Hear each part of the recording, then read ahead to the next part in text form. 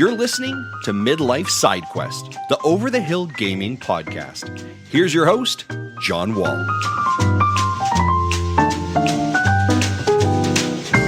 It's July 11th, and welcome to episode 90 of Midlife Side Quest, the Over the Hill video game podcast. My name is John Wall, and every Thursday morning I bring you the latest video game impressions, industry news, and tales of a Gen X geek, delivered to you in about 15 minutes. To ensure that you never miss an episode, you can subscribe to the show, which is available on all major platforms, including Spotify, Apple Podcasts, and YouTube. And it would be amazing if you left a review while you're there to help spread the good word about the show. I am very happy that you've tuned in today, because on this episode, I'm going to be talking about this week's announced changes to Xbox Game Pass. But first, I'm sending out this week's positive vibes to Classic Comic Panels. So I guess that's not really a person so much as an account, but unless there's some AI supercomputer behind the scenes, I assume some human is running it. And I am grateful for them. Now, I haven't kept up with comic books in the past, 20 years or so, but as someone who read a lot of them throughout the 80s and the 90s, I love this account. Every day they post really cool covers and interior artwork from decades past. It features art by folks like Jim Steranko, Walter Simonson, Alan Davis, John Byrne, and lots of other people that comic readers of my age will surely recognize.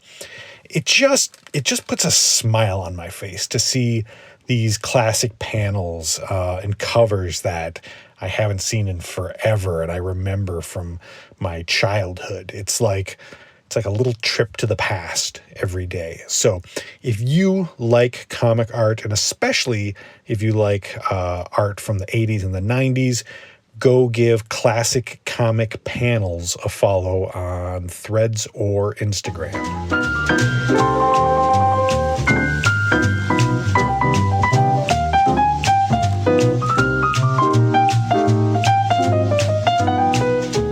I play video games pretty much everywhere, and I enjoy all of those different experiences. I own a PlayStation 5. I've been a happy Nintendo Switch owner since I picked it up at midnight on day one. Heck, I play games on my iPhone pretty much every single day. The only place I don't really play games is on the PC, because that's for weirdos. And while I play games on all sorts of different devices, I do freely admit that I have a special affection for my Xbox, and it's been my preferred place to play since the 360 generation. I prefer the achievement system to trophies. I think they have the absolute best controller around. Features like Quick Resume and their backwards compatibility have been amazing. And most of all, Game Pass has been a game changer. It both saves me money, which is great, and it introduces me to new games that I might not otherwise have played. And when you enjoy a product or a service, you want it to do well, so that you can continue to enjoy it into the future. Well, I don't think it's big news that Xbox has struggled in this regard over the past decade. The disaster that was the announcement and launch of the Xbox One has been well documented, and I won't rehash that mess today. That's the past. But the launch of the Series X and the S was an opportunity for Microsoft to begin a new chapter, a fresh start that could bring back players that they had lost in the last generation and create a new image for the brand. And while I think that they've done lots of great things this gen, and I happily play my Xbox all the time, they have honestly continually tripped over their own feet and made mistakes that have kept this from being their comeback story. This week they announced a price increase and a bit of a restructuring of Game Pass, and I gotta be honest, it seems like a bit of a mess. So here are the changes that they'll be implementing.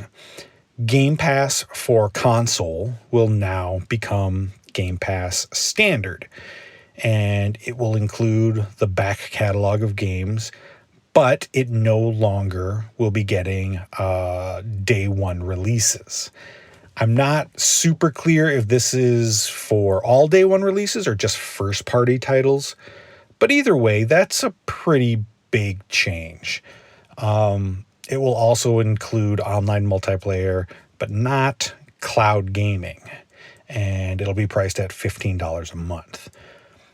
PC Game Pass is going from $10 to $12. Game Pass Ultimate, which will get you those day one releases and cloud gaming, is going from $17 to $20. And Game Pass Core, which pretty much gets you that little select catalog of older titles and online multiplayer, will keep its monthly price of $10, but the yearly option is going to go from $60 to $75. So first things first, I think removing day one releases from that standard option is a terrible idea. They can no longer just market things as day one on Game Pass, because will it be on your Game Pass? It'll be on this Game Pass, but not that Game Pass. And it's confusing. And there are really just too many tiers, I think. If your goal is to grow that service, simplicity is better. They should include the day one releases, and they should include cloud gaming. Secondly, I think we were all expecting a price increase. You don't spend $68 billion to get Activision on your service and not raise the price.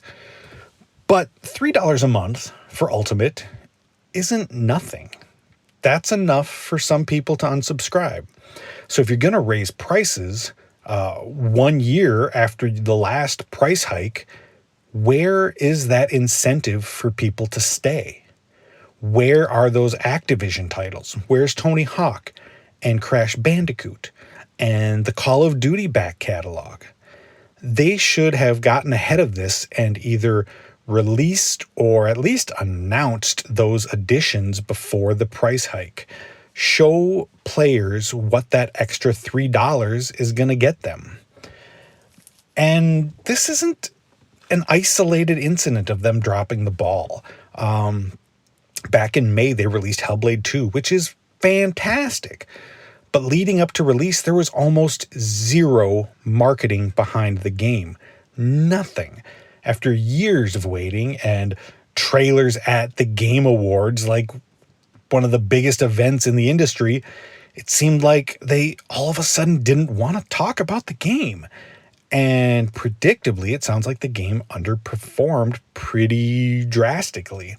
It ranked 37th overall for the month and 21st on Xbox. And, obviously this is partly due because it released on Game Pass, where it ranked 12th for engagement. But, it also released on Steam, so sales should have been better.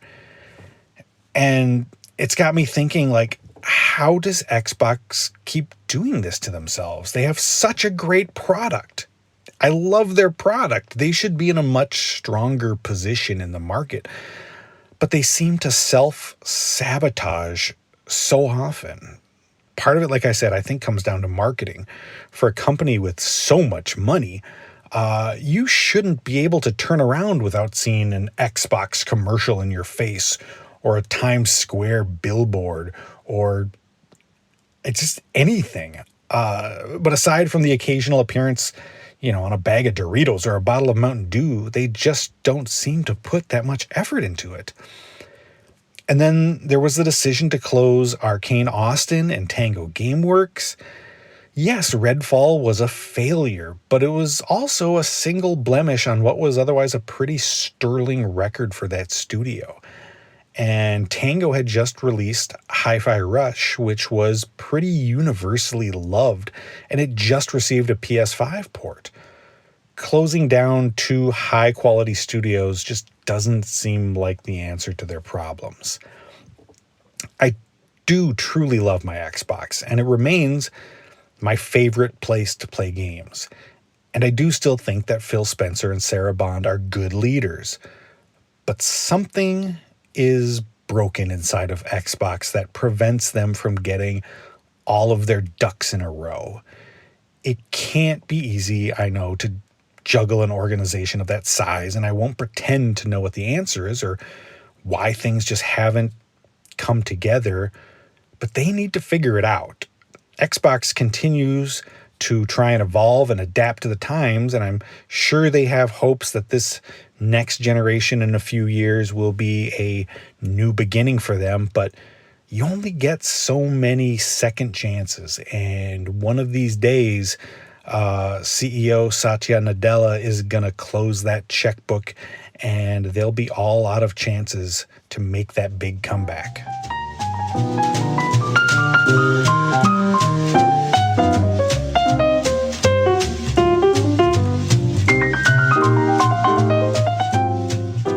Recently, I checked off another item on that old list of things that mean you're an old man now.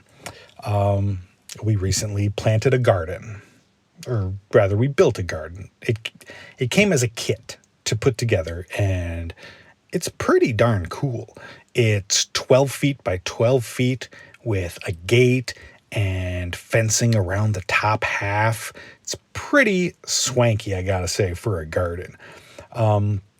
We decided to put in a garden because we just tore down the play set that the kids, were now too old for. And we had this big square of bordered and mulched yard and nothing to do with it. So now I've turned into that guy.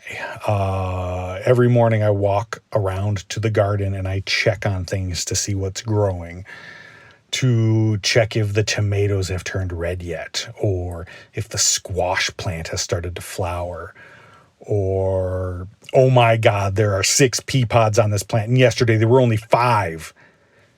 It's humiliating. You should have seen the excitement on our faces when the first strawberry appeared. I got more excited by that than I did the last Nintendo Direct. But I'm not fighting it. It is what it is. That's what I've become. Soon, I'm going to have a dorky little hat and maybe a belt to hold my gardening tools. And I'm going to be making the most kick-ass salads you've ever seen. Last week's question for polling at Threads was, what is your most anticipated superhero movie after Deadpool and Wolverine? And the winner with 36% of the vote is James Gunn's new Superman film, which kicks off the new era of DC films. Close behind it was Captain America: Brave New World at 32%, which features Anthony Mackie in his first leading role as the new Cap. Fantastic Four was next with 27%, and finally 5% of you are super excited for Venom: The Last Dance. And I assume it's because of that symbiote horse. This week's question, I want to know, how many gaming subscription services do you belong to? You've got your PlayStation Plus, you've got your Nintendo Switch Online, Game Pass, there's Ubisoft Plus, there's tons of them. So how many are you subscribed to right now? Your choices are 0, 1, 2, or 3 and above. So go visit Midlife SideQuest on Threads after this show to cast your vote, and I'll share the results on next week's episode. Thank you so much for listening to Midlife SideQuest. I appreciate you making time in your day for me. You can catch a new episode of the show every Thursday morning wherever you listen to podcasts. And don't forget to subscribe and leave a review while you're there. And you can follow Midlife SideQuest on Threads if you'd like to chat after the show. So until next week, be well and happy gaming.